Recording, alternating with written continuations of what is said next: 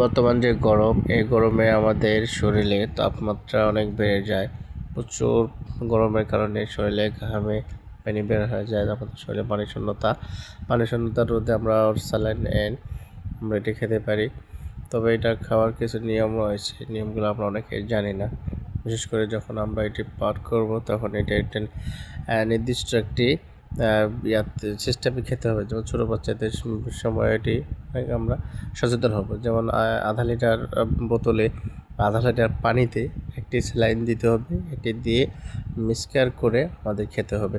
বিশেষ করে ছোটো বাচ্চাদের যখন আমরা খাওয়াবো তখন আমরা অবশ্যই এটি সচেতন হব। কেননা আমরা যদি আধা লিটার পানিতে বোতলে সিস্টেম করে মেপে না দিতে পারি, ছোটো বাচ্চাদের এটা খাওয়ার পরে আরও সমস্যা হতে পারে। আর বর্তমান যে রোদের তীব্রতা, আমাদের শরীরে ঘেমে পানি শূন্যতা হয়ে যায়। আমরা এটার জন্য ডাব খেতে পারি। ডাবের পানি অনেক অত্যন্ত কার্যকরী আমাদের শরীরের জন্য। আশা করি আপনারা সবাই বুঝতে পারছেন আপনারা কেমন লাগে আমাদের ভিডিওগুলো। যদি ভালো লাগে অবশ্যই সাবস্ক্রাইব করবেন, কমেন্ট অবশ্যই জানাবেন। নতুন নতুন ভিডিও আপনাদের আমরা